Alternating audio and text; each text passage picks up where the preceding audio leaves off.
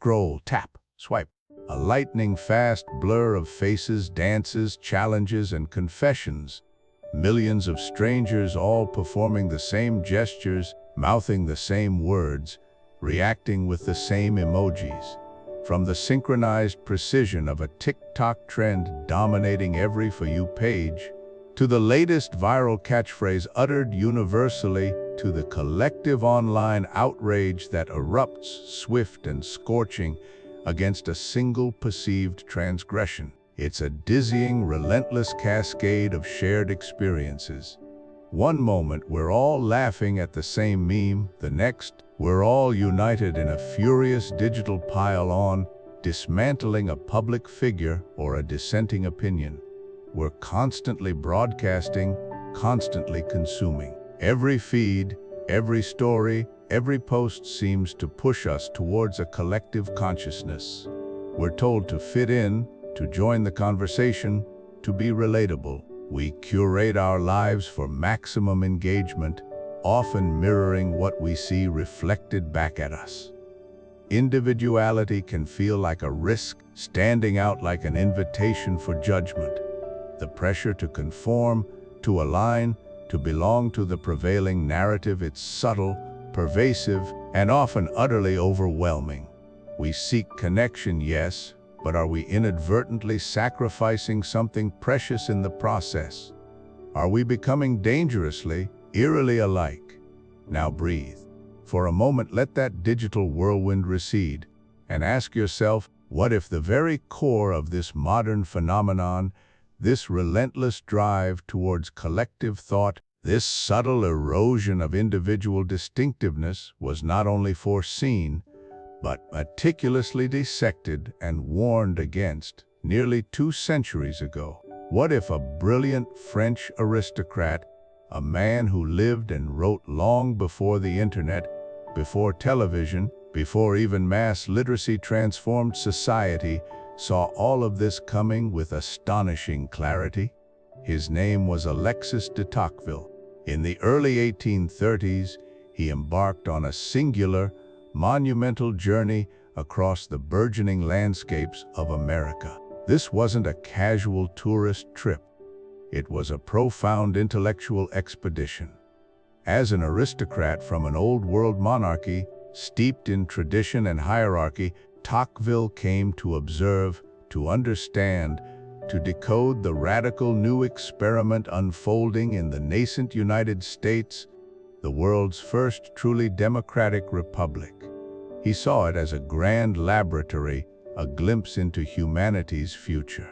His mission wasn't just to study America's laws or its geography, but to penetrate its very soul, to grasp the spirit of its people, the essence of its unique social fabric.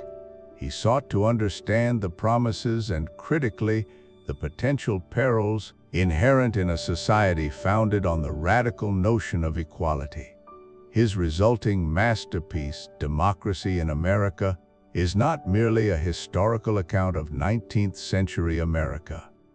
Its second volume, in particular, delves deep into the psychological and social effects of democratic life itself.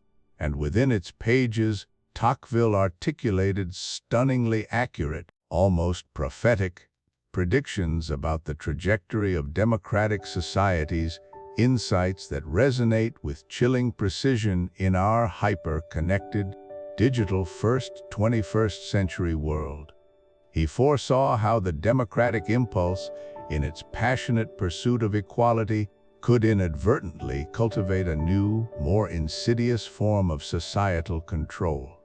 Not the harsh tyranny of kings or dictators, but a soft despotism where the weight of public opinion, the subtle yet relentless pressure to conform to the majority, becomes an invisible chain, gently binding individual minds and wills.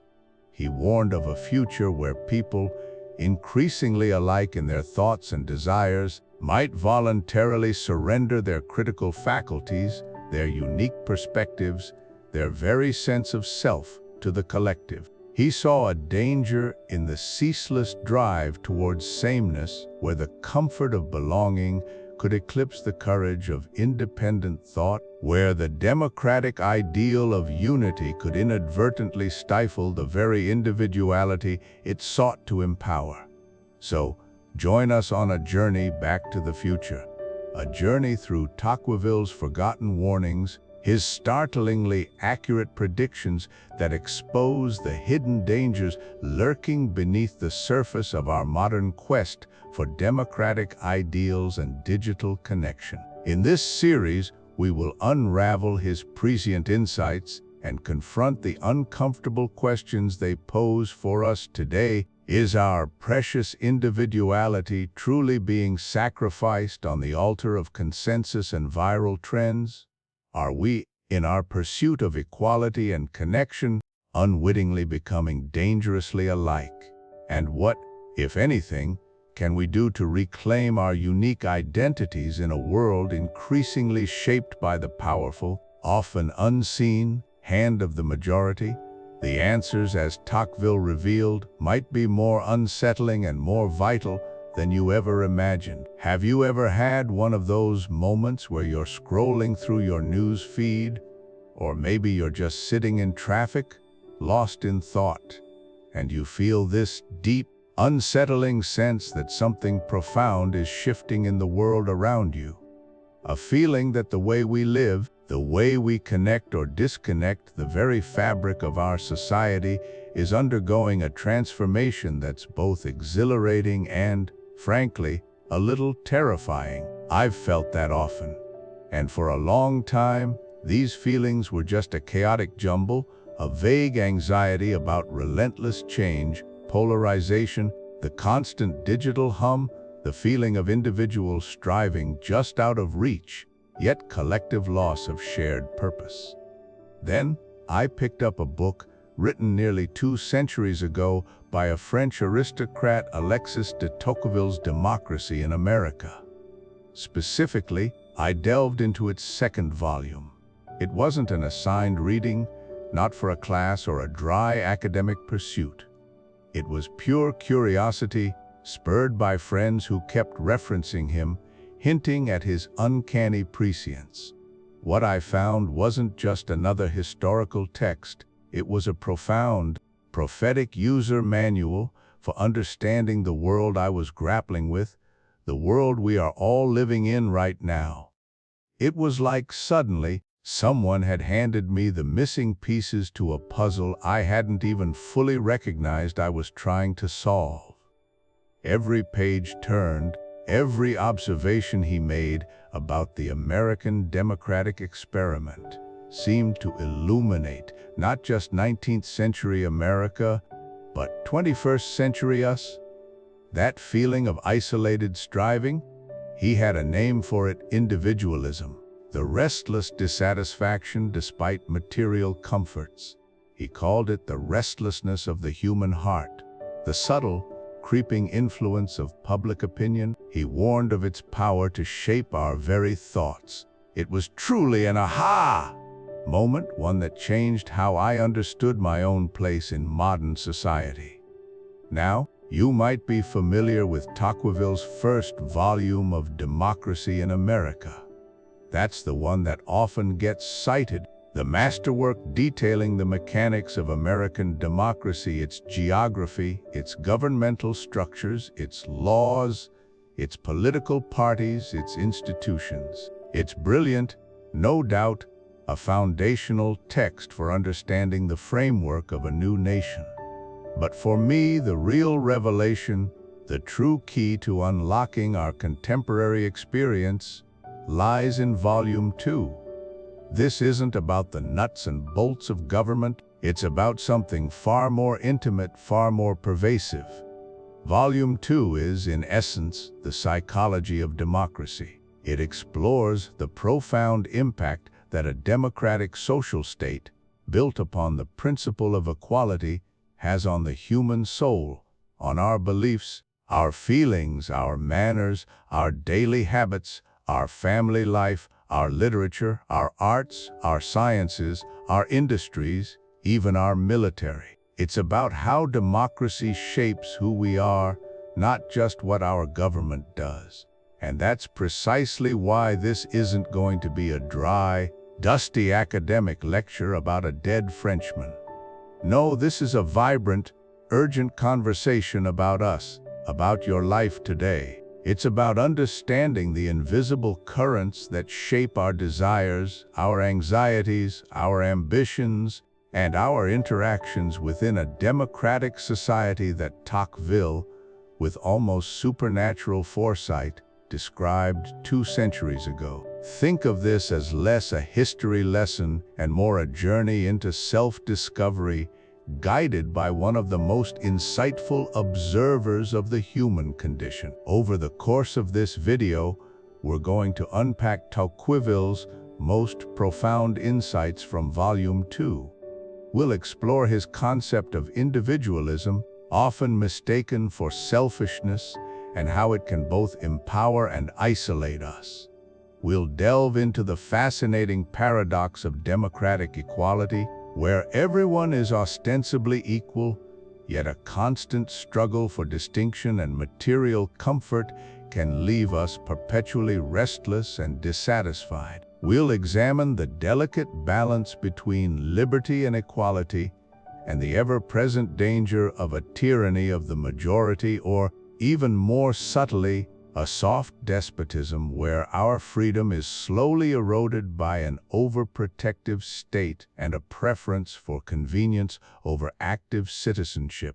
We'll look at his thoughts on how democracy impacts family structures, gender roles, religion, and the very nature of ambition and progress. We'll discuss the crucial role he assigned to associations and local civic engagement as bulwarks against the atomization of society.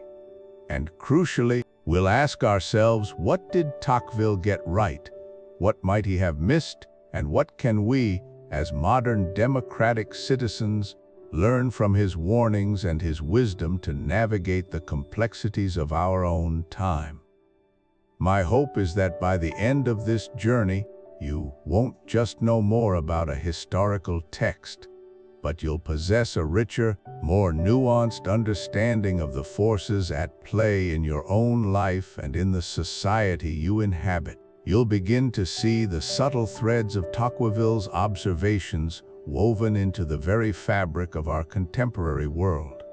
So, lean in, open your mind, and let's begin our exploration of why this 200-year-old book is, in fact, explaining your life today. Welcome to Chapter 1, The Double-Edged Sword of Equality, where we dive headfirst into the central paradox that defines Tocqueville's second volume of Democracy in America. This isn't just an observation, it's a profound warning and a celebration, all wrapped into one, about the very force that molds modern democratic societies, the insatiable passion for equality. Tocqueville saw it not merely as a political principle, but as a deep-seated psychological and social impulse, capable of both elevating humanity to new heights of freedom and dragging it down into a quagmire of mediocrity and envy. First, let's clarify what Tocqueville meant by equality. He wasn't envisioning a society where everyone possessed the same wealth, the same talents, or even the same opportunities for specific positions. That's a common misconception, often conflated with what we now call equality of outcomes. Instead, Tocqueville spoke of equality of conditions. What does that mean? It means a general societal leveling where the rigid, hereditary hierarchies of aristocracy have been dismantled. Birth no longer dictates destiny. The son of a shoemaker can become a senator, and the daughter of a farmer can open a thriving business. It means social fluidity, a world where legal and social barriers preventing advancement based on merit or effort are significantly reduced, if not entirely absent. Individuals are, in principle, equal in the eyes of the law and in their potential for social mobility. It's a profound shift from a fixed, stratified past to a dynamic, open future. This doesn't mean everyone is equal in their results, but that the conditions of society make it possible for individuals to rise or fall based on their own actions rather than their birthright. And this, truly, is the glorious side of the democratic revolution.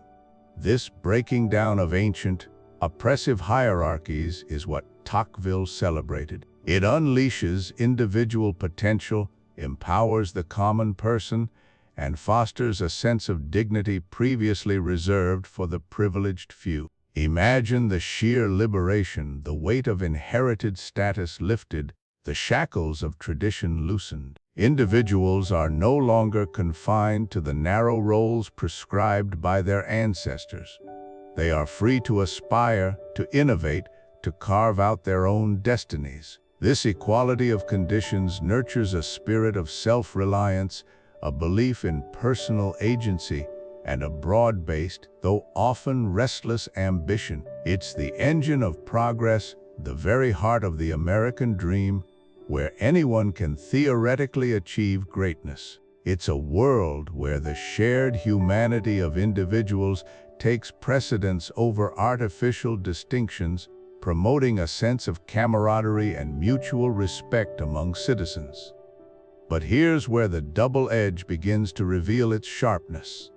Tocqueville, with his characteristic foresight, saw how this very passion for equality, so liberating in one sense, could become a corrosive force. Once the initial rigid barriers are gone, and everyone is ostensibly equal in their conditions, a new, more insidious form of comparison begins. If everyone can succeed, why should anyone succeed more than others?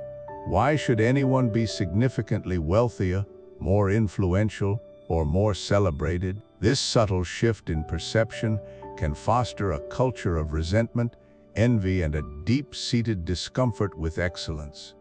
When society is perfectly stratified, the peasant doesn't compare himself to the Lord. Their worlds are too disparate.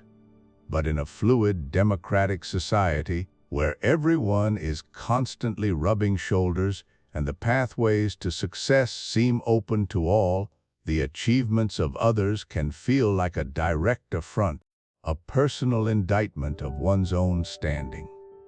This isn't just about economic disparities, but about any form of distinction, intellectual, artistic, moral. The democratic man, Tocqueville observed, wants to be equal to everyone else, and if he cannot rise to their level, his instinct may be to drag them down to his. Consider this analogy. Imagine a foot race. In an ideal world, each runner strives to achieve their personal best, to push their limits, and perhaps to win. The excitement comes from witnessing individual prowess, dedication, and the breaking of records.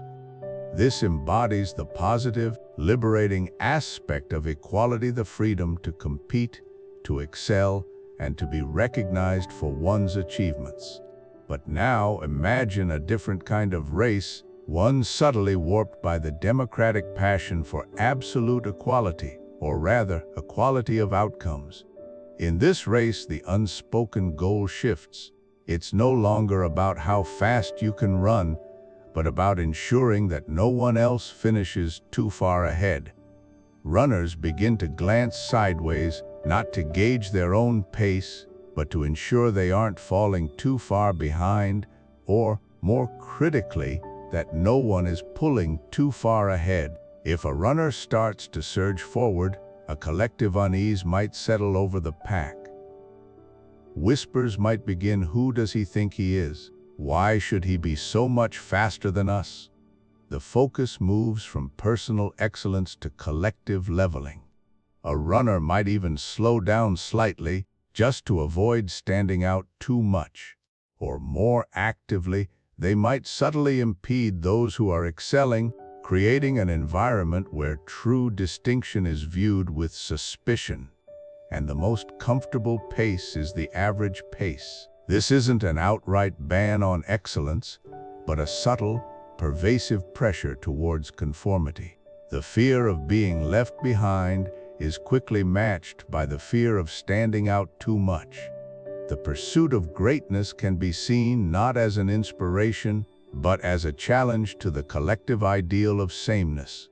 This, Tocqueville feared, could lead to a widespread mediocrity, where ambition is tempered by the desire to remain part of the crowd, and true individual genius might struggle to find fertile ground. The democratic passion for equality unchecked can thus transform from a glorious liberation into a quiet tyranny, where the pursuit of excellence becomes a lonely and often punished endeavor.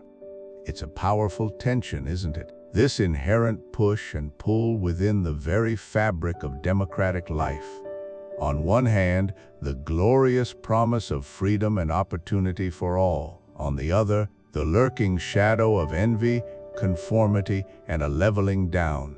Understanding this dynamic is key to grasping the fundamental challenges Tocqueville laid bare, and it will be our guiding light as we delve deeper into how this double-edged sword impacts everything from our intellectual lives to our social customs, from our political structures to our very souls. In Chapter 2, Tocqueville turns his gaze to a profound social disease he saw emerging from the very heart of democracy, individualism, which he aptly describes as the loneliness of the free.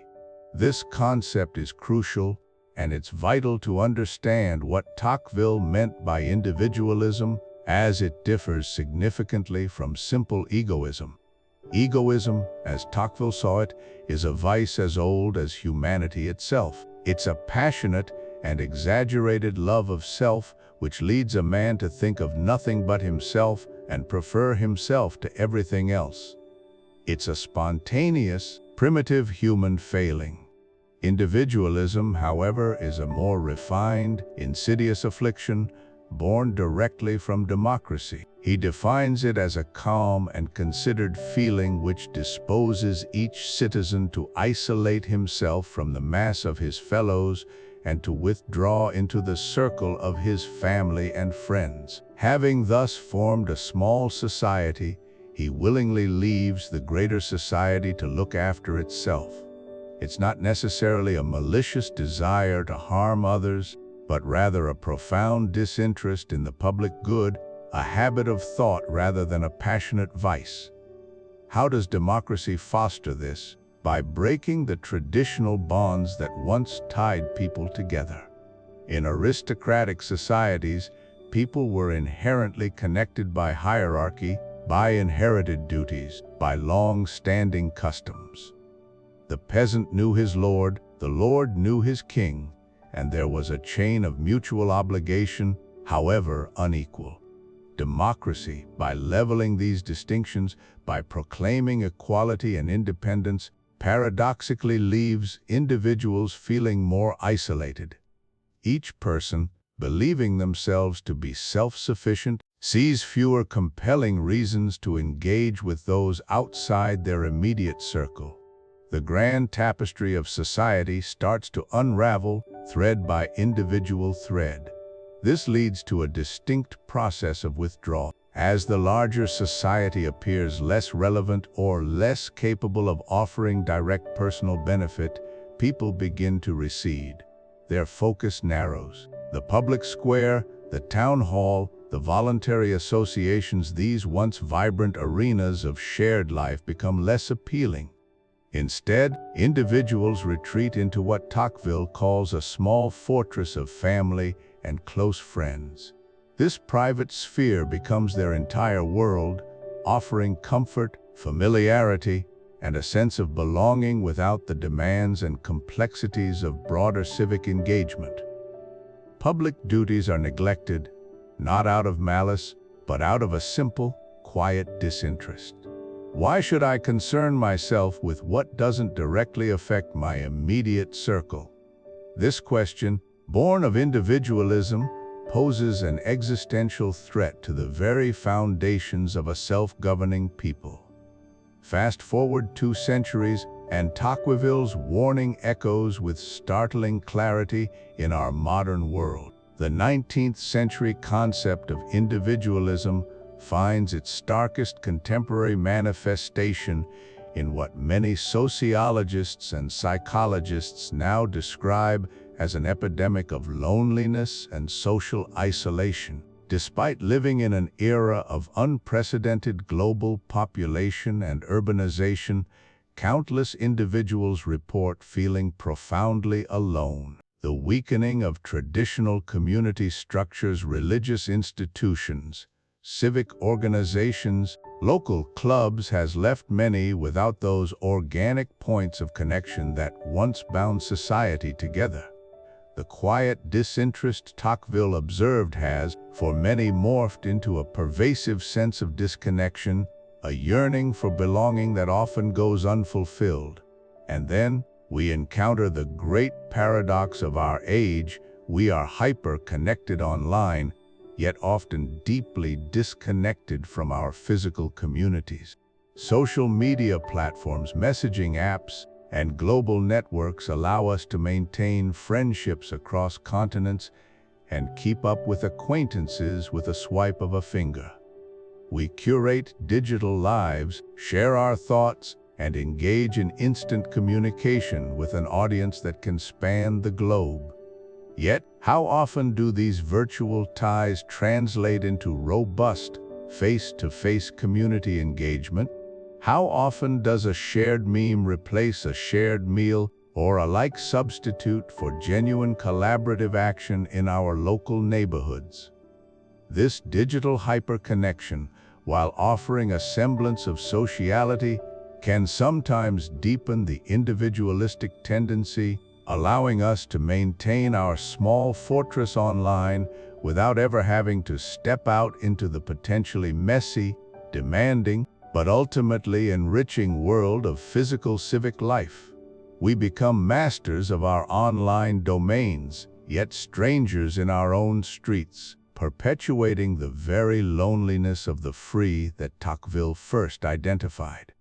The danger he foresaw remains acute. If everyone retreats into their private digital or physical fortresses, who will tend to the fragile garden of democracy, to the common good that requires our collective care and commitment? Welcome back to our exploration of Alexis de Tocqueville's Profound Insights in Democracy in America, Volume 2. Having navigated the intricate landscape of democratic equality and individualism, we now confront perhaps his most chillingly prescient observation, what he termed the tyranny of the majority. But let's set aside any images of governmental oppression, of uniformed officers, or of literal prison cells. Tocqueville's genius lay in recognizing a far more insidious, pervasive form of control, an invisible prison for the mind,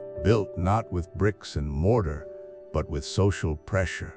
In a democracy where power is diffused and individuals are theoretically equal, Tocqueville saw that the greatest pressure wouldn't come from a monarch or an aristocracy, but from within society itself. It's not about laws dictating what you must believe or what you cannot say under penalty of imprisonment. Instead, it's about the overwhelming, crushing weight of public opinion, the collective judgment of one's peers. The fear isn't of the state, but of being canceled, ostracized, or simply deemed unacceptable by the very community you belong to. It's the silent threat of social exclusion, the quiet withdrawal of acceptance and recognition, which Tocqueville understood could be a far more potent deterrent to independent thought than any physical punishment.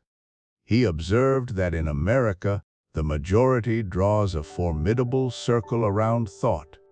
Within these limits, the writer is free, but woe to him who dares to pass beyond them. This woe wasn't legal, but social. Fast forward to our 21st century, and we see Tocqueville's predictions playing out with unsettling clarity, amplified by the digital age.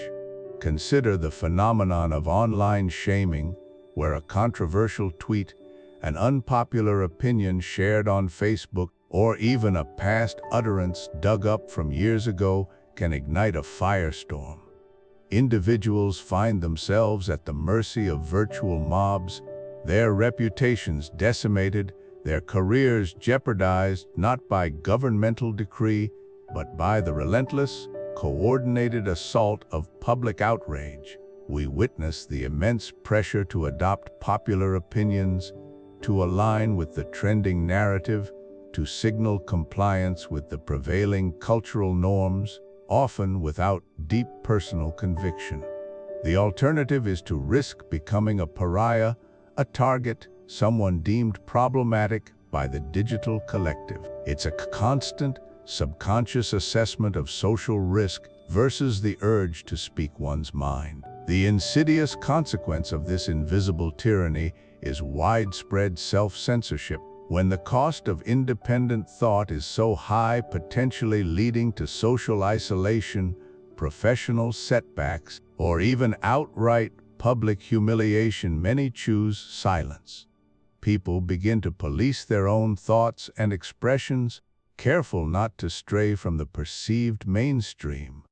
They may hold a nuanced view on a complex issue, but choose not to voice it in a meeting, refrain from posting about it online, or even avoid discussing it with friends for fear of backlash, misinterpretation, or the label of being wrong.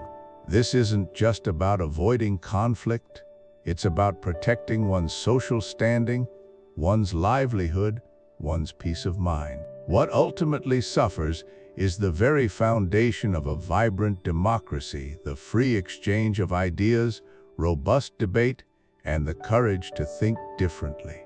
When individuals are afraid to challenge prevailing narratives, to present unpopular alternatives, or even to simply ask difficult questions, society becomes intellectually impoverished.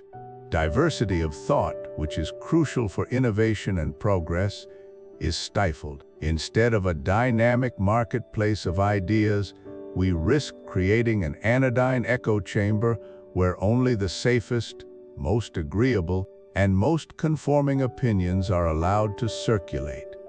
It's a society where people might feel free, but are, in fact, confined by an invisible cage around their minds. This brings us to a crucial, personal question for you, our listener. Have you ever stayed silent on an issue, perhaps in a conversation with friends, a family gathering, or even just in a comment section online, for fear of the backlash, for fear of being misunderstood, judged, or potentially canceled by those around you, even if you believed your perspective held merit? If your answer is yes, then you have felt the very subtle, yet profoundly powerful grip of Tocqueville's invisible prison. It's a testament to the enduring relevance of his warnings that this 19th century observation resonates so strongly in our interconnected, digitally driven world.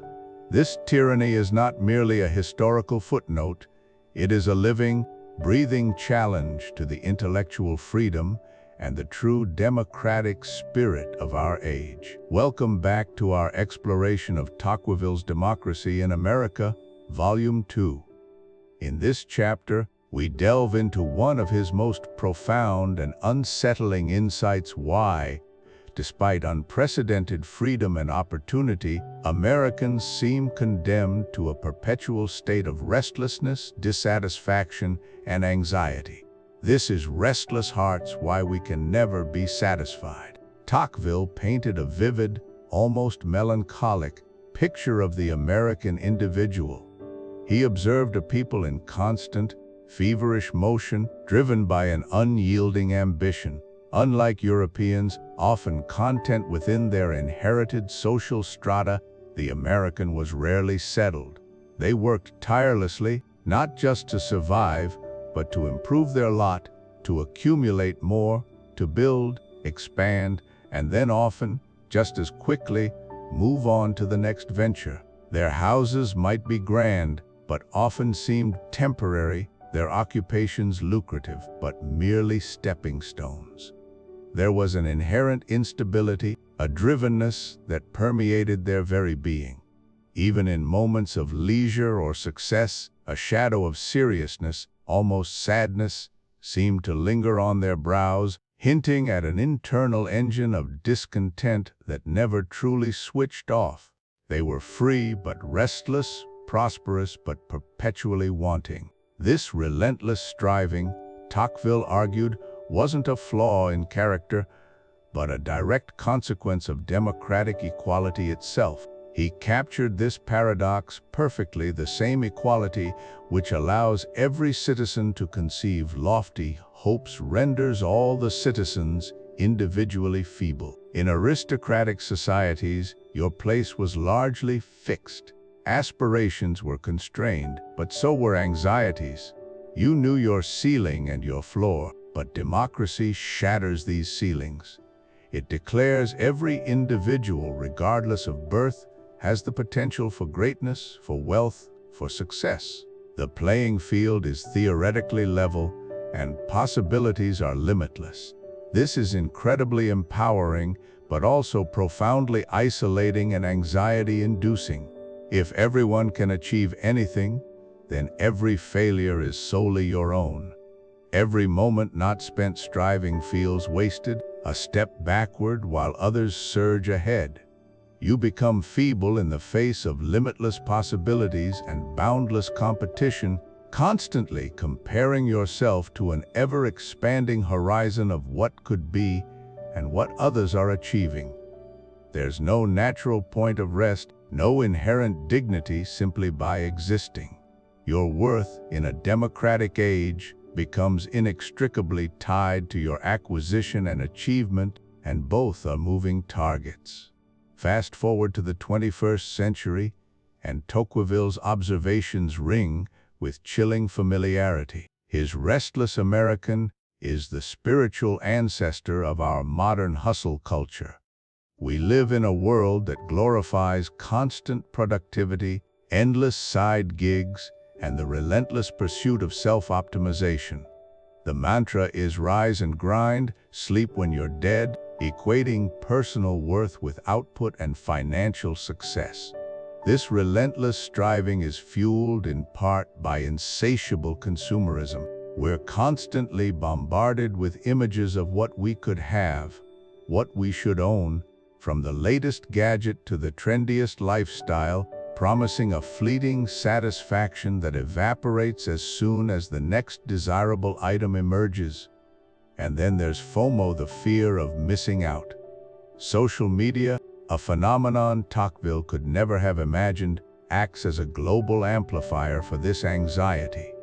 It provides an endless, curated highlight reel of everyone else's seemingly perfect lives, their career successes, exotic vacations, enviable possessions. This constant digital comparison exacerbates the feeling of being individually feeble, making us perpetually inadequate, always a step behind, always missing out on something better that others seem to have effortlessly attained.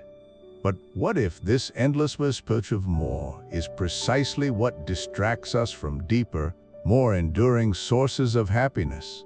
Tocqueville hinted at this. He saw Americans so caught up in the pursuit of material well-being that they often overlooked the profound, often quiet satisfactions of community, civic engagement, family, and personal reflection. When our self-worth is constantly measured by external metrics, bank account size, job prestige, follower count, new car, we become detached from our internal compass. We lose touch with the intrinsic joy of meaningful work, the comfort of genuine connection, the peace found in simplicity, or the spiritual nourishment that transcends the material. Tocqueville wasn't condemning ambition itself. Rather, he was issuing a profound warning that while democratic equality liberates us from old oppressions, it simultaneously binds us to a new internal tyranny, a restless, insatiable craving that, if left unchecked, can prevent us from ever truly finding contentment, leaving our hearts perpetually restless, even amidst abundance. The quest for more can, paradoxically, leave us with less of what truly matters. Having explored Tocqueville's deep concerns about the potential pitfalls of democracy, the isolating tendencies of individualism, and the subtle creep of governmental overreach that could lead to a soft despotism, we now arrive at his profound observation regarding America's enduring safeguard, the uniquely American habit of forming civil associations for every conceivable purpose. This, for Tocqueville, was the art of association, not merely a tendency, but a practiced skill and an ingrained cultural inclination, which he deemed the indispensable bedrock of a healthy, vibrant democracy. What exactly defines this art of association? It is far more than simply joining a club.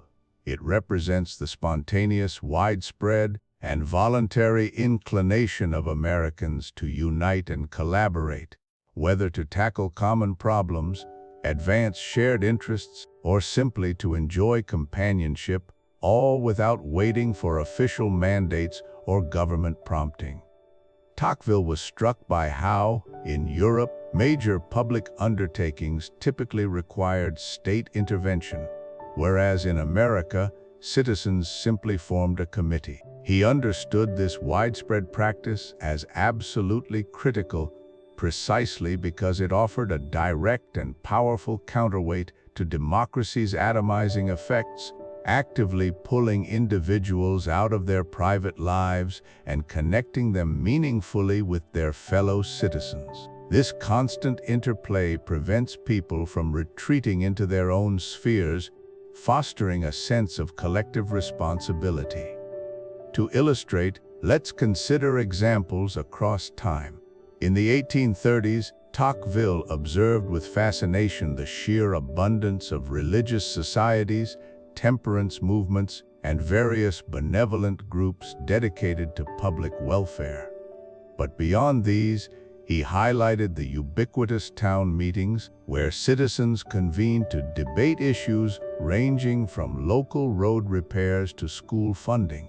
Though sometimes focused on what seemed like trivial matters, these gatherings were, in essence, powerful political associations providing active, grassroots forms of self-governance that bypassed central authority. Fast forward to our modern era, and while the specific forms of association have evolved, the underlying spirit remains remarkably resilient. Think of today's countless book clubs, where diverse individuals gather to discuss literature, broadening perspectives and forging intellectual camaraderie. Consider the myriad volunteer groups dedicated to vital causes, from environmental conservation and community cleanups to assisting the homeless and supporting local schools. Or observe the thriving local sports leagues, youth soccer, adult softball, even community running clubs where bonds are forged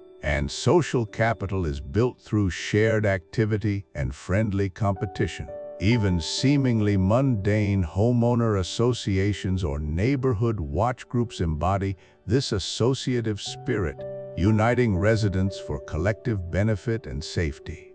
These aren't mere pastimes, they are the ongoing, dynamic manifestation of Tocqueville's enduring insight. Tocqueville brilliantly conceptualized these small, voluntary groups as essential schools of democracy. Within their confines, individuals learn invaluable practical lessons that extend far beyond the association's immediate purpose.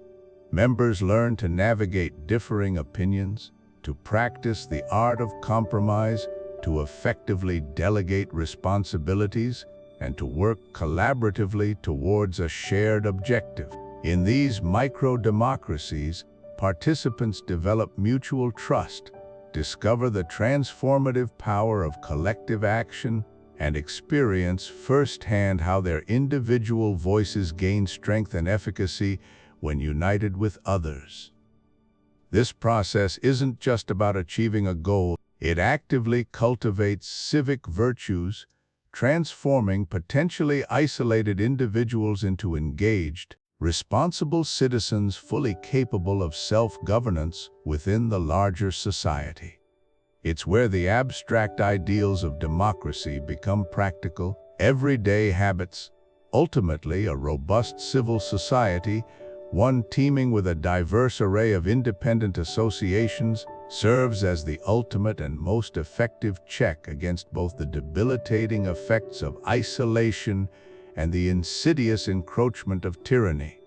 Against isolation, these groups offer a profound sense of belonging, shared purpose, and vital community, preventing individuals from retreating into atomized, private worlds and becoming detached from the broader societal fabric.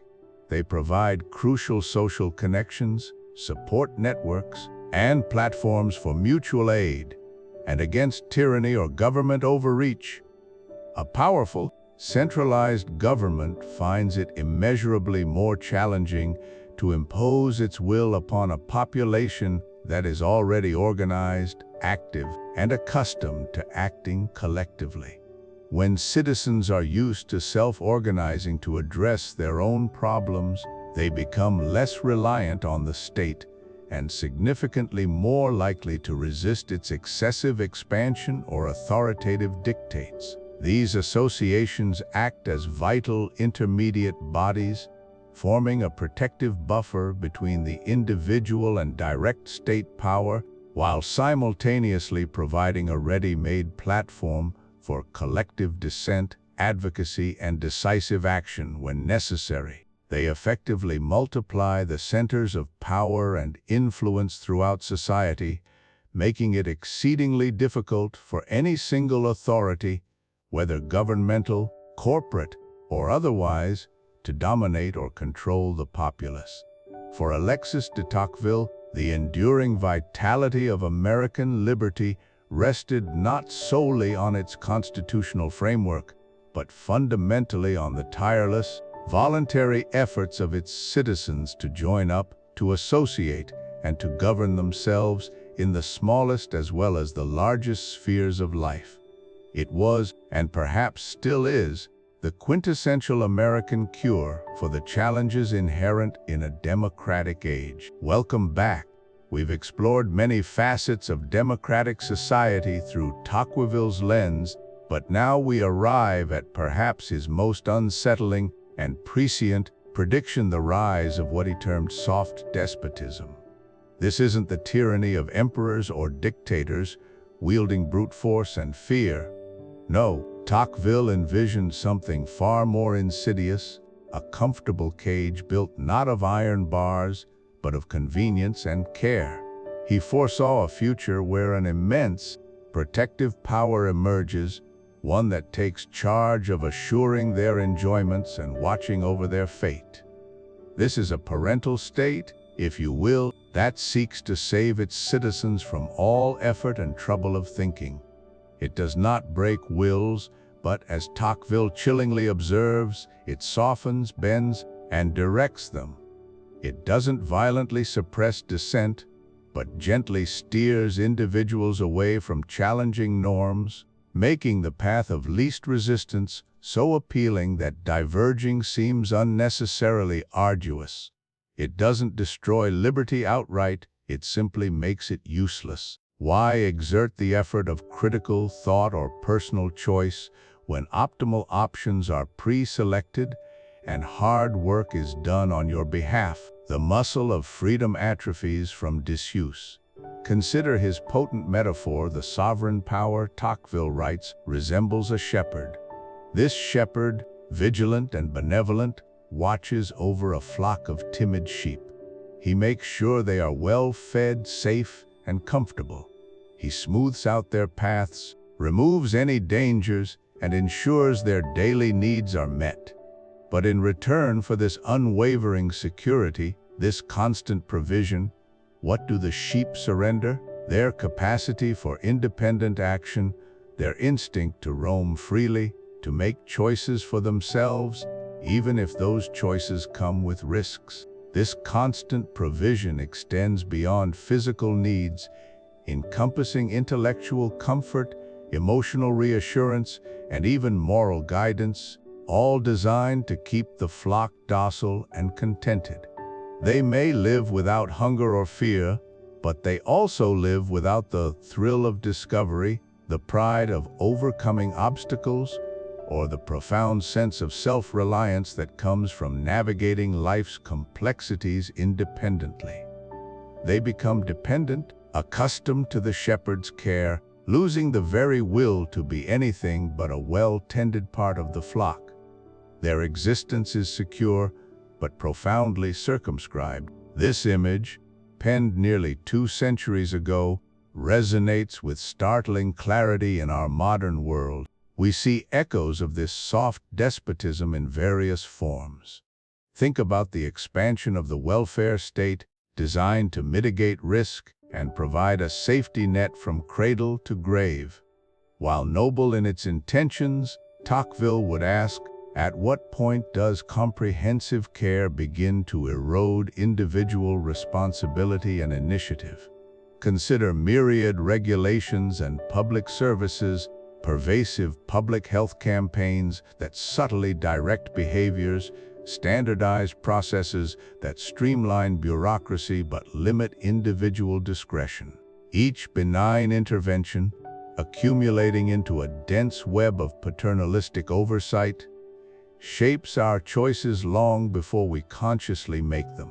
We delegate more and more decisions, more and more aspects of our lives, to larger institutions. Then there's the pervasive influence of big tech and our convenience culture. From personalized algorithms that tell us what to watch, read, and buy, to smart devices that manage our homes, to delivery services that bring everything to our doorstep, we are increasingly enveloped in systems designed to anticipate our needs and minimize our effort. Personalized news feeds filter information, reinforcing existing beliefs and creating echo chambers. Smart home assistants anticipate commands, reducing our need to remember, plan, or articulate desires. These algorithms, benevolent shepherds optimizing our experience, often come at the cost of engagement with genuine discovery or critical engagement. These innovations promise ease and efficiency, but they also subtly direct our choices, curate our experiences, and diminish our need to navigate the world independently. Curated subscription boxes, single-click purchases, GPS systems that numb our spatial awareness, these exemplify our embrace of pre-packaged experiences. Our problem-solving muscles weaken from disuse, our capacity for genuine effort diminishing in the face of effortless alternatives. How often do we let an app decide our route, a streaming service pick our entertainment, or a food delivery service dictate our meals, rather than engaging with the uncertainty and effort of making our own choices? We exchange a degree of autonomy for the alluring promise of comfort and ease. This comfortable cage isn't built with malicious intent. It's often constructed from good intentions, from the desire for safety, security, and a frictionless existence. But Tocqueville's warning is clear: in this environment, individuals become so preoccupied with their small, private concerns, so accustomed to having their every need anticipated and met, that they lose the civic spirit, the capacity for collective action, and ultimately, the will to govern themselves. They become, in his words, an immense multitude of men alike and equal, constantly circling around in pursuit of the petty and paltry pleasures with which they glut their souls. So, I challenge you, where in your own life do you recognize this trade-off? Where have you willingly, perhaps even unwittingly, traded autonomy for comfort, ease, or security? Are there areas where the shepherd has taken over and you've become a content, but perhaps less capable, member of the flock? Identifying these subtle shifts is the first step toward reclaiming the democratic spirit that Tocqueville so desperately hoped to preserve. The comfortable cage, after all, is most dangerous precisely because it feels so good. Welcome back as we delve into Chapter 7, the role of faith and family. Having explored the potential pitfalls of individualism and materialism in American democracy, Tocqueville turns his gaze to the essential guardrails he observed, which he believed provided the moral compass that freedom requires.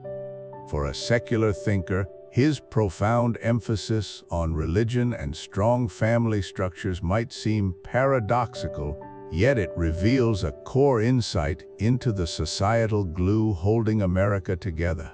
One of Tocqueville's most fascinating observations concerns the relationship between church and state in America. He noted a striking paradox: the very separation of church and state, rather than diminishing religion's influence, actually made its moral authority stronger.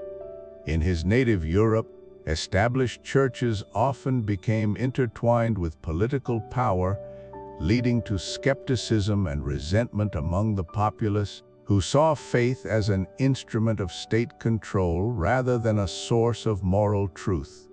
But in America, religion was disestablished. It stood apart from governmental power, untainted by political machinations or state patronage. This independence meant that faith was perceived as a purely voluntary commitment, freely chosen, and thus its pronouncements on morality carried a deeper weight. This disassociation allowed religion to transcend political squabbles and speak directly to the spiritual needs and moral obligations of individuals, enhancing its authenticity and perceived purity of purpose. It wasn't seen as enforcing laws through government decrees, but as shaping the hearts and minds of the citizens who made and followed those laws. Rather than commanding through coercion, it persuaded through conscience, becoming a truly influential force in the moral landscape of the nation, providing a common ethical foundation without imposing a specific creed through legal means. This shared moral framework, largely rooted in religious belief, Tocqueville argued, was crucial in combating the very tendencies towards materialism and individualism that he saw as inherent risks of a democratic age. In a society obsessed with the relentless pursuit of material comforts and the gratification of immediate desires, and where individuals might withdraw into the narrow circle of private life, religion provided a vital counterbalance. It pointed to higher purposes, to duties extending beyond self-interest, and to a transcendent dimension of existence that relativized worldly pursuits. It instilled virtues like temperance, humility, charity, and a profound concern for the common good, qualities essential for citizens in a self-governing republic. It provided narratives of sacrifice, community, and the sanctity of future generations, fostering a long-term perspective essential for wise civic decision-making. These shared moral beliefs acted as a unifying force, helping citizens to see themselves as part of a larger collective with common aspirations rather than just isolated economic actors. By reminding people that there was more to life than accumulating wealth or seeking personal pleasure, it helped to elevate their aspirations and foster a deeper sense of collective responsibility, preventing the social fabric from unraveling into a collection of isolated, self-serving units. Tocqueville also paid particular attention to the unique role of women in shaping America's moral character, primarily from within the domestic sphere. While their direct participation in public politics was limited, he observed that their influence was profound and foundational. The American woman, he noted, willingly embraced her role as the moral compass and educator within the home.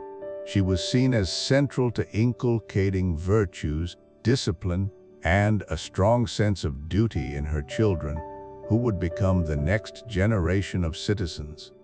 The home, under her moral stewardship, served as the primary crucible where virtues like self-restraint, civic duty, and respect for tradition were forged in the young. Tocqueville observed that this domestic stability, this constant reinforcement of ethical principles within the family, created the bedrock upon which the entire democratic experiment rested. His observations weren't an ideological endorsement of particular gender roles as much as a pragmatic recognition of a powerful social mechanism at play, one he saw as instrumental in sustaining the nation's democratic spirit.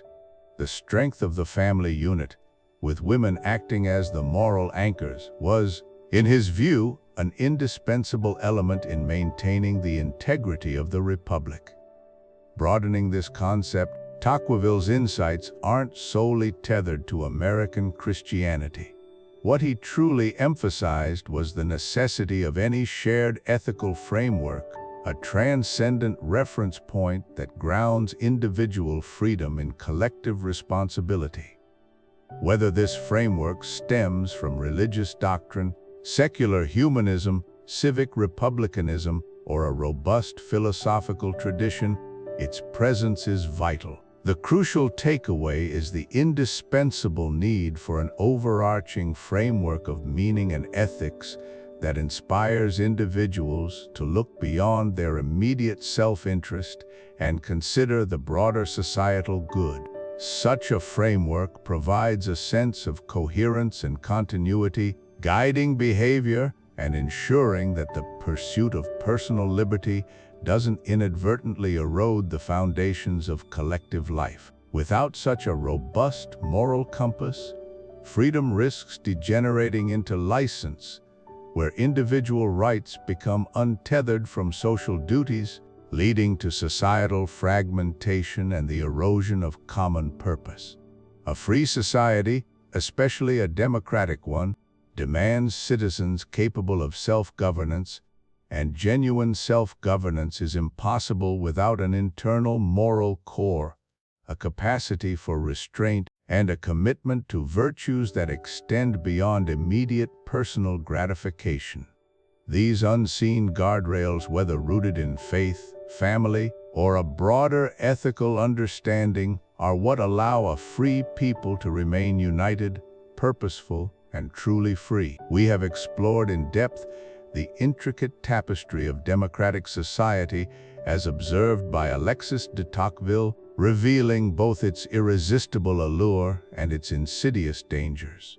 Recall the specter of isolation, where individuals, increasingly focused on their private lives and trivial pleasures, retreat from public affairs, severing the bonds that once united them in a shared civic purpose. This atomization makes them vulnerable, easily swayed, and ultimately powerless before the monolithic state. Then, there was the pervasive threat of conformity, the tyranny of the majority, not merely in its legislative power, but in its profound intellectual and moral sway. When all individuals are equal, the opinion of the greatest number often becomes the only legitimate authority, subtly stifling dissent, discouraging original thought, and coercing individuals into intellectual subservience, lest they face social ostracism. This subtle pressure erodes the very foundations of individual independence. And finally, the most chilling of Tocqueville's prophecies, soft despotism, not the harsh tyranny of old, but a benevolent, paternalistic power, immense and tutelary, which covers the surface of society with a network of small, complicated rules, minute and uniform. It does not break wills, but rather gently softens, bends, and directs them. It provides for every need, anticipates every desire, and subtly relieves individuals of the burden of thinking and living for themselves. Under such a regime, people are reduced to a flock of timid and industrious animals of which the government is the shepherd. Liberty isn't violently overthrown, it simply withers away from disuse, forgotten amidst a sea of comfort and state-provided security. These were the profound and unsettling insights of Tocqueville in Democracy in America, Volume 2. Yet, his genius lay not merely in diagnosing the ailments of democracy, but in prescribing potent antidotes. He was not a fatalist, but a keen observer who believed that human agency, when rightly directed, could steer the democratic ship away from these perilous shoals. He offered a proactive strategy, a comprehensive toolkit for freedom, designed to fortify the spirit of liberty against the natural tides of democratic equality. These are not abstract ideals, but practical, institutional, and cultural practices that, when vigorously maintained, serve as essential bulwarks against the encroaching dangers. At the heart of this toolkit lies the vital role of civil associations. Tocqueville saw these voluntary gatherings, whether for political, religious, moral, or purely social purposes, as truly indispensable. They are the direct antithesis of individualism. When Americans form associations, they learn to unite, to compromise, to act in concert, and to pursue common goals. These associations are schools of liberty where citizens acquire the practical skills of self-governance. They act as crucial intermediate powers, providing checks against an overreaching central state and preventing the atomized individual from standing alone against the might of the government. They foster a spirit of active citizenship and collective responsibility, pulling individuals out of their private cocoons and into the vibrant sphere of public life. Hand in hand with associations, Tocqueville championed a free and independent press. In a democratic society where individuals are geographically dispersed and often focused on their local concerns, the press serves as a vital connective tissue. It allows millions of isolated individuals to communicate, to share ideas, and to form a collective public opinion that can challenge and scrutinize power effectively. It combats conformity by presenting diverse viewpoints and fostering open public debate. It holds governments accountable, acting as a crucial watchdog. Without a free press, the public mind can easily become fragmented and susceptible to manipulation, or worse, succumb to the silent tyranny of unchallenged ideas. It is, in essence, the nervous system of an engaged public. Next, Tocqueville underscored the paramount importance of a strong and independent judiciary. Unlike the executive or legislative branches, which are susceptible to popular passions or the transient pressures of the majority, the judiciary, with its focus on abstract principles of law and justice, acts as a crucial brake. Judges, often drawn from an educated and thoughtful class, can protect individual rights and minority interests against the potential excesses of democratic majorities. They uphold the rule of law, ensuring that government action remains within constitutional bounds and that fundamental liberties are respected. By maintaining a clear, impartial framework for justice, the judiciary stands as a critical bulwark against arbitrary power, whether it emanates from the state or from an overzealous populace. Finally, and perhaps most profoundly for Tocqueville, was the critical role of local self-government. This was not merely a convenient administrative arrangement, but the very crucible in which the spirit of liberty is forged and continually renewed. Tocqueville famously declared, "A nation may establish a system of free government, but without municipal institutions, it cannot have the spirit of liberty. This powerful statement encapsulates his belief that true freedom cannot be bestowed from above, it must be practiced from below. At the local level, citizens are directly engaged in the management of their common affairs. They debate, vote, serve on committees, and make decisions that directly impact their daily lives. This direct participation teaches them responsibility, compromise, and the practicalities of governance. It fosters civic virtue, a profound sense of ownership, and an enduring attachment to their community. When individuals learn to govern themselves in their towns and villages, they develop the character and habits necessary to sustain liberty on a larger national scale. Local institutions diffuse power, preventing its dangerous concentration at the center and providing countless schools of freedom where the active engagement of citizens is the norm, not the exception. It is here, in the daily grind of local politics, that people truly experience liberty, making it a living, breathing part of their identity. Synthesizing these remedies: civil associations, a free press, a strong judiciary, and robust local self-government, we see Tocqueville's profound vision for a resilient democracy. They are not isolated components, but interconnected pillars, each reinforcing the others, creating a vibrant ecosystem where liberty can thrive despite the inherent pressures of equality. Ultimately, Tocqueville's message resonates with a stark truth: liberty is not a given. It is not an inevitable outcome of democratic institutions or historical progress.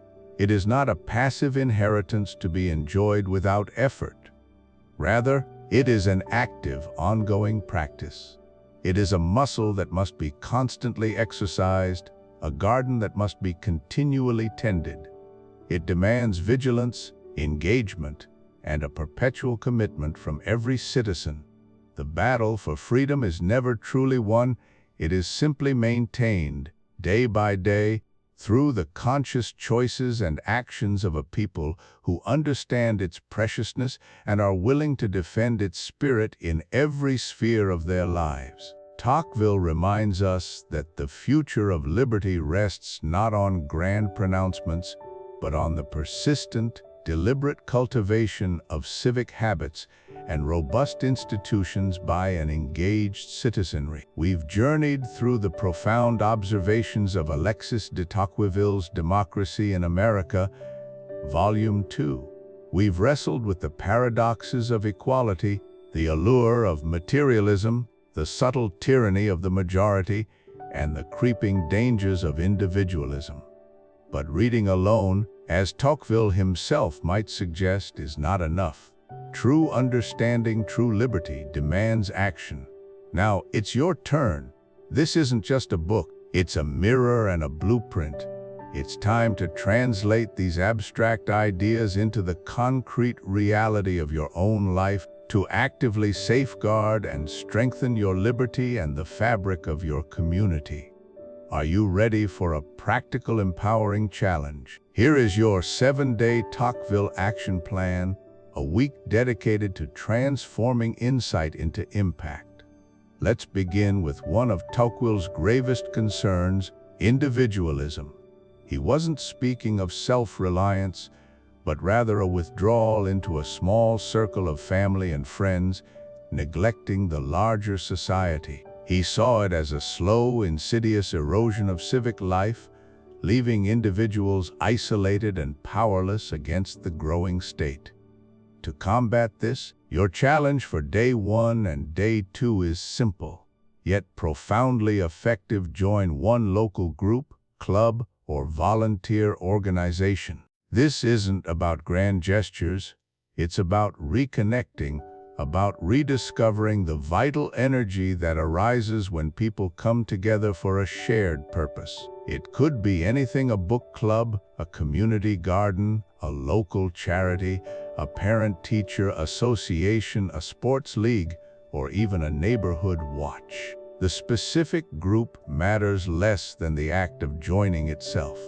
By committing a small portion of your time and energy, you're not just participating, you're actively weaving yourself back into the rich tapestry of civil associations that Tocqueville believed were the very bulwark against democratic despotism. You're building social capital, forging new connections, and reminding yourself that you are part of something larger than your individual concerns. This small step is a giant leap away from the isolation Tocqueville feared and a direct embrace of the strength found in collective action. Next, we turn to another Tocquevillian warning: the subtle, pervasive pressure of conformity in democratic societies.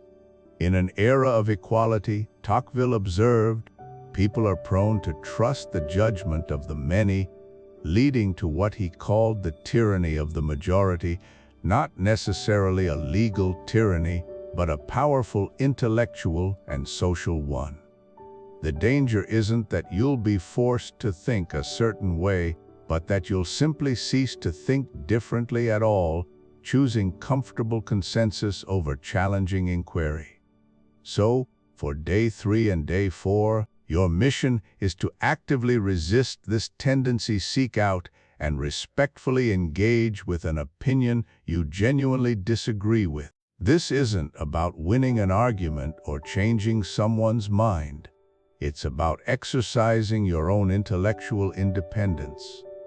Find an article, a podcast, a documentary, or even a conversation with a real person whose views diverge sharply from your own, particularly on a topic you feel strongly about. Approach it with genuine curiosity, not just to refute, but to understand the underlying premises, the reasoning, the experiences that shape that perspective. Engage thoughtfully, ask clarifying questions, and listen more than you speak. This act of deliberate intellectual engagement strengthens your own capacity for independent thought, sharpens your critical faculties, and broadens your empathy. It's a direct antidote to the intellectual stagnation that can subtly grip a democratic populace, proving that true freedom of thought thrives on respectful dissent, not homogeneous agreement. Now let's address the peculiar restlessness of the democratic soul that Tocqueville so keenly observed. In societies defined by equality and the pursuit of material comfort, he noted a constant, almost anxious striving for more wealth, more possessions, more fleeting pleasures. This leads to a paradoxical sense of dissatisfaction, a perpetual yearning that prevents true contentment. For day 5, we challenge this relentless pursuit. Dedicate 3 continuous hours to a non-material activity. This means no screens for entertainment, no shopping, no work-related tasks, and no explicit goal of productivity. Instead, immerse yourself in something that nourishes your spirit, engages your senses, and requires presence. Think art, painting, sketching, playing an instrument, or simply visiting a museum and truly observing. Think nature, a long walk in a park, a hike, gardening, or simply sitting by a body of water and listening. Or think deep conversation, a truly present, unhurried discussion with a friend or family member about life, ideas, or dreams, without distraction. The key is the non-material aspect and the sustained immersion. This practice counters the superficiality and hurried pace of modern life, allowing you to cultivate a deeper sense of meaning and satisfaction that isn't dependent on external acquisitions or achievements. It's a small rebellion against the endless chase, a reclaiming of your inner peace, and a direct investment in the rich, intangible aspects of human existence that Tocqueville worried we might neglect. Finally, we arrive at the very heart of practicing freedom, Tocqueville's fervent belief that self-government is learned and sustained through active participation. He admired the American spirit of local self-governance, seeing it as the primary school of liberty, where citizens learn to take responsibility, compromise, and work together for the common good. Without this active engagement, he warned, people would gradually cede power to a centralized state, believing it more efficient, and ultimately find themselves in a benevolent but stifling servitude. For day 6 and day 7, your challenge is to practice this fundamental freedom, attend a local town meeting, even if it's online, or take initiative on a small community issue. Attending a town meeting, whether in person or virtually, offers a direct window into the democratic process at its most fundamental level. Listen to the debates, understand the local concerns, witness how decisions are made, and observe the interplay of differing opinions. You don't need to speak. Simply being present is a powerful act of civic engagement. Alternatively, if a meeting isn't feasible, identify a small issue in your community, perhaps a park that needs tidying, a local information board that's outdated, or a specific need that could be met by a small, organized effort, and take the first step to address it. This isn't about solving world hunger, it's about recognizing your agency, identifying a concrete problem, and initiating a solution, however small. These actions, whether observation or initiation, are vital exercises in self-governance. They remind you that liberty is not a passive inheritance but an active, ongoing responsibility. They are the practical expression of Tocqueville's wisdom, demonstrating that freedom is not found in isolation, but in the shared pursuit of a better community. And there you have it, your 7-day Tocqueville action plan.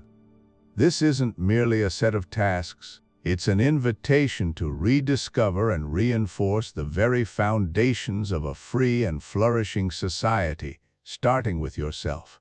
Each step, from joining a local group to engaging with diverse opinions, from cultivating your inner life to participating in local governance, is a conscious choice to counter the subtle pressures Tocqueville identified. It's an affirmation that you are not a passive recipient of democracy, but an active, indispensable participant in its ongoing creation. Don't underestimate the power of these seemingly small actions. They are the daily habits of freedom, the incremental choices that build resilient individuals and robust communities. By taking on this challenge, you are not just reading about liberty, you are living it, breathing it, and ensuring its vitality for yourself and for generations to come.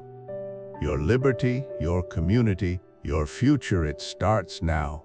Go forth, engage, and truly live the lessons of democracy in America. Now, as we bring our exploration of Tocqueville's profound insights to a close, let's condense his wisdom into 3 crucial, memorable takeaways. These are the core messages Tocqueville wants you, the citizen of a modern democracy, to carry forward.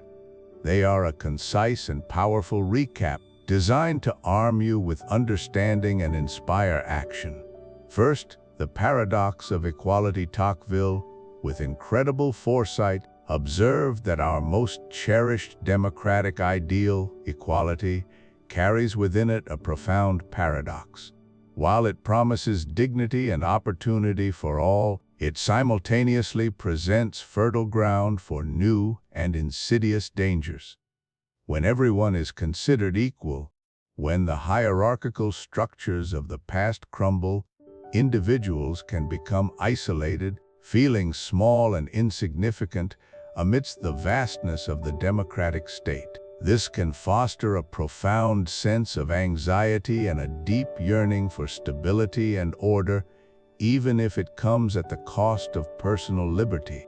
The danger Tocqueville warned us about isn't the tyranny of a brutal king, but something far more subtle and pervasive, the tyranny of the majority, leading to intellectual and social conformity. When everyone thinks alike or fears to think differently, originality and dissent wither. This climate, he argued, paves the way for a soft despotism, a state that doesn't oppress with chains, but rather with an intricate web of regulations and benign oversight, lulling its citizens into a state of contented dependence. This gentle, paternalistic power cares for their needs, manages their pleasures, and simplifies their existence, all while gradually stripping away their capacity for independent action and genuine self-governance. It's a power that doesn't break wills but softens them, bends them, and finally directs them. It educates, supervises, and even entertains, ensuring that while individual initiative is rarely forbidden, it is seldom exercised, allowing the state to become the sole agent of collective decision-making. This is the first crucial takeaway. Equality, in its unmanaged form, can subtly undermine the very freedom it sought to achieve. Second, the antidote is association, but Tocqueville wasn't merely a prophet of doom. He offered a powerful antidote to this democratic malaise, the principle of association. If equality isolates individuals, then the remedy lies in actively joining, participating, and building communities with our fellow citizens. He marveled at the American penchant for forming countless voluntary associations for religious purposes, for social reform, for scientific advancement, for purely recreational pursuits, and most importantly, for local governance. These groups serve as vital schools of liberty. When people come together to solve common problems, to advocate for shared interests, or simply to engage in collective action, they learn the art of self-governance. They discover that they are not alone, that their voices can be amplified, and that collective effort can achieve what individual isolation cannot. Associations break down the barriers of self-interest and expand our understanding of the common good. They create intermediate powers between the individual and the state, preventing the government from becoming the sole arbiter of all social activity. They foster debate, cultivate civic virtues, and provide practical experience in decision-making and compromise. Through these myriad associations, citizens regain a sense of agency, purpose, and collective strength, countering the fragmenting effects of radical individualism. They learn to rely on each other, to trust, and to collaborate, building robust social capital that acts as a bulwark against both governmental overreach and social apathy. This is the core message: combat the isolating tendencies of equality by actively engaging with others in common causes, forging the bonds that constitute a vibrant and self-governing society. Finally, and perhaps most profoundly, freedom is a habit. Tocqueville reminds us that liberty isn't a static concept enshrined in a constitution or declared on a document. It is a living, breathing, daily practice. Freedom is a habit. It requires constant exercise and renewal, much like a muscle. It demands independent thought, a willingness to question prevailing opinions, and the courage to articulate dissenting views, even in the face of majority pressure. It thrives on local engagement in our towns, our neighborhoods, our schools, and our voluntary associations, where citizens actively participate in the decisions that affect their immediate lives. This hands-on experience in self-governance is crucial. It educates citizens in the responsibilities that accompany rights. Moreover, Tocqueville emphasized that true liberty is inextricably linked to moral responsibility. Without a strong moral compass, without a belief in duties that transcend mere self-interest, freedom can descend into license, leading to societal chaos that then invites authoritarian solutions. He saw religion, for instance, not as a threat to liberty, but as a vital moral counterweight to individualism and materialism, providing a framework of shared values and transcendent purpose. For Tocqueville, liberty is not merely the absence of external restraint, it is the active and responsible exercise of self-governance, both individually and collectively. It means being a participant, not just a spectator, in the grand experiment of democracy. It means cultivating the civic virtues necessary to sustain a free society, understanding that freedom is earned, not simply given, and must be defended daily through vigilance, engagement, and a commitment to the common good. This ultimate takeaway is a call to action. Liberty is a dynamic inheritance, demanding constant cultivation through conscious effort, civic participation, and a profound sense of moral obligation. These 3 points, the inherent paradox of equality, the essential remedy of association, and the active, daily practice of freedom, form the bedrock of Tocqueville's enduring message from Democracy in America, Volume 2. They are not merely observations of a bygone era, but urgent, timeless warnings and prescriptions for any democratic society grappling with the complexities of liberty, individuality, and collective well-being. Tocqueville challenges us not just to understand democracy, but to actively participate in its shaping, to be its vigilant guardians and its constant cultivators. We have journeyed together through the intricate landscape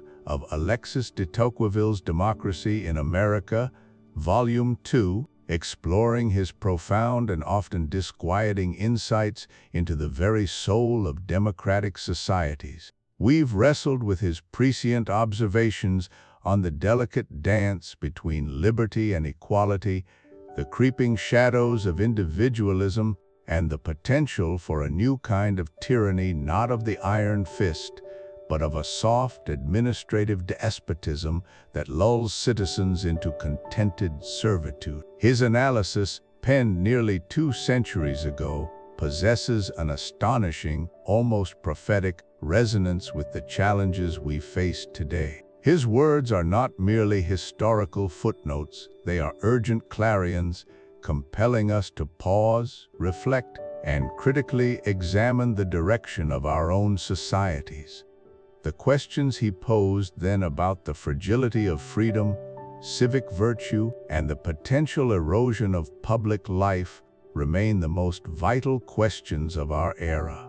Are we truly upholding the ideals of self-governance? Are we nurturing the active citizenship essential for a thriving democracy? And are we vigilant enough to recognize the subtle threats to liberty that Tocqueville so masterfully identified?